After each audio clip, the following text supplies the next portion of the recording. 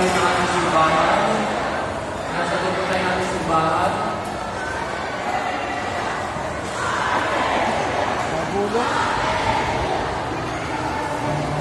Tayo po ay umawit muli ng Regina Coeli. Tatayo po muna lahat. Regina Coeli,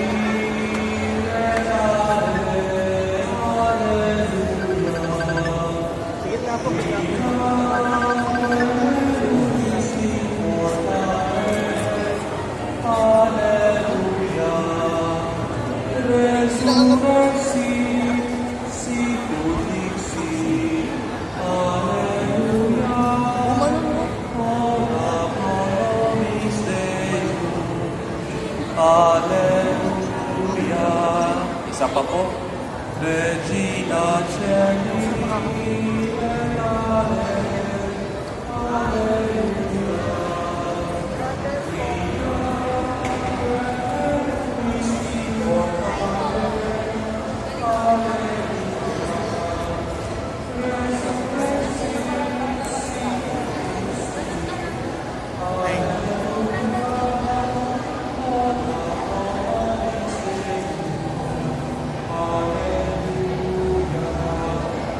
Sumainyo ang Panginoon.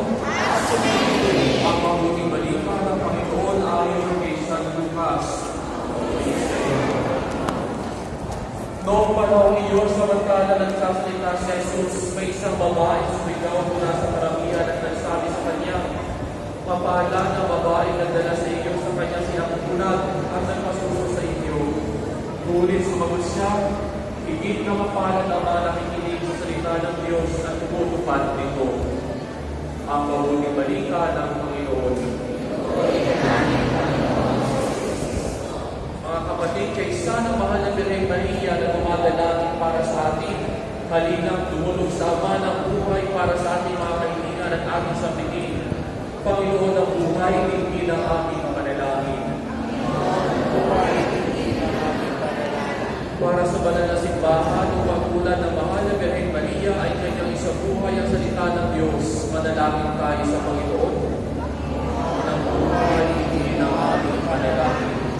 Para sa lahat ng mga bininyagan, upang tulad ng mahal na Birheng Maria, sila ay manatiling malinis at namubuhay sa biyaya ng Diyos. Panginoon ng buhay, tingin ang aming panalangin. Para sa lahat ng may mabigat na pasanin at dalahin sa buhay, upang ang pag-asang tulog ng Panginoong muling ng buhay at ang kagalakan ng mga Birheng Maria ay mapasa kanilang tunay, manalangin tayo sa Panginoon. Para sa ating lahat na bininyagan sa ngalan ng Panginoon, upang tayo magtulingan bilang tunay na magkakapatid, manalangin tayo sa Panginoon.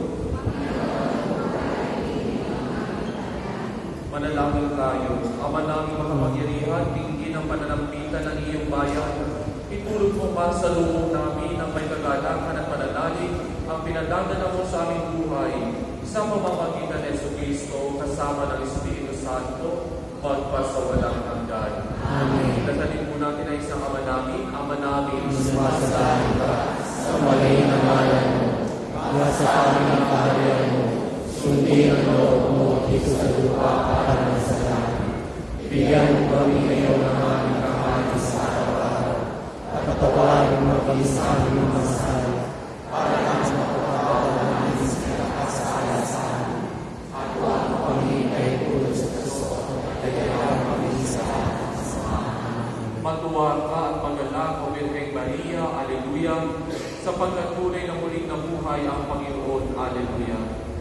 Manalangin tayo.